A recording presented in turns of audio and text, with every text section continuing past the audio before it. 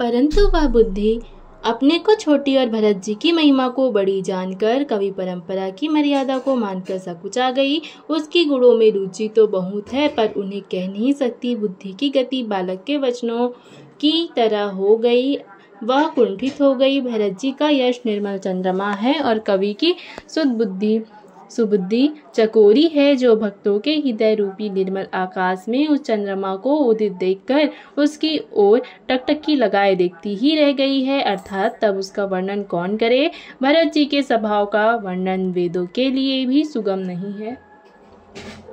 मेरी तुच्छ बुद्धि की चंचलता को कवि लोग माफ करे। भरत जी के सद्भाव को कहते सुनते कौन मनुष्य श्री सीताराम जी के चरणों में अनुरक्त ना हो जाएगा। भरत जी का स्मरण करने से जिसको श्री राम जी का प्रेम सुलभ ना हुआ, उसके समान वाम अर्थात अभागा और कौन होगा।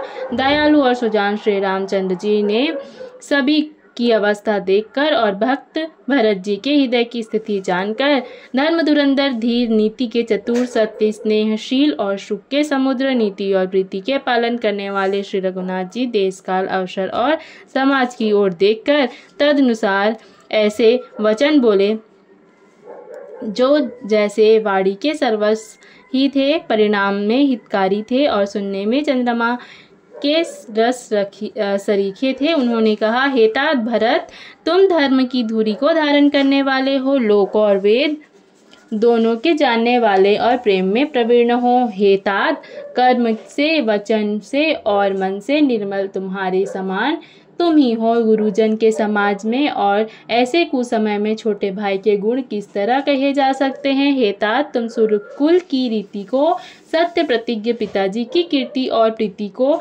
समय समाज और गुरुजनों की लज्जा मर्यादा को तथा उदासीन मित्र और शत्रु सबके मन की बात को जानते हो। तुमको सबके कर्मों का अपने तथा मेरे परम हितकारी धर्म का पता है। यद्यपि मुझे तुम्हारा सब प्रकार से भरोसा है, तथापि मैं समय के अनुसार कुछ कहता हूँ।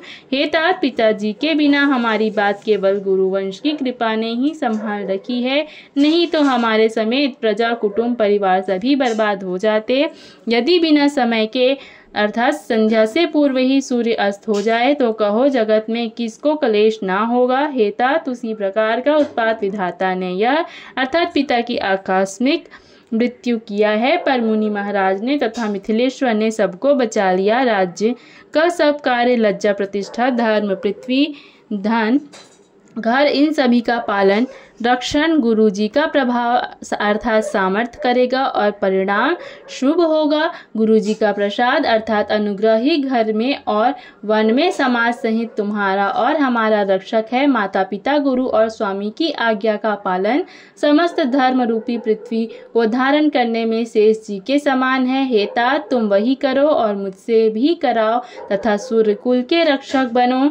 साधक के लिए यह एक ही अर्थात आज्ञा पालन रूपी साधना संपूर्ण सिद्धियों को देने वाली कीर्तिमयी, सद्गतिमयी और ऐश्वर्यमयी त्रिवेणी है। इसे विचार कर भारी संकट सहकर भी प्रजा और परिवार को सुखी करो। हे भाई, मेरी विपत्ति सभी ने बांट ली है, परंतु तुमको अवधि अर्थात 14 वर्ष तक बड़ी कठिनाई है। तुमको कोमल जानकर भी मैं कठोर वियोगी की बात कह रहा हूँ। हे तात, बुरे समय में मेरे लिए यह कोई अनुचित बात नहीं है।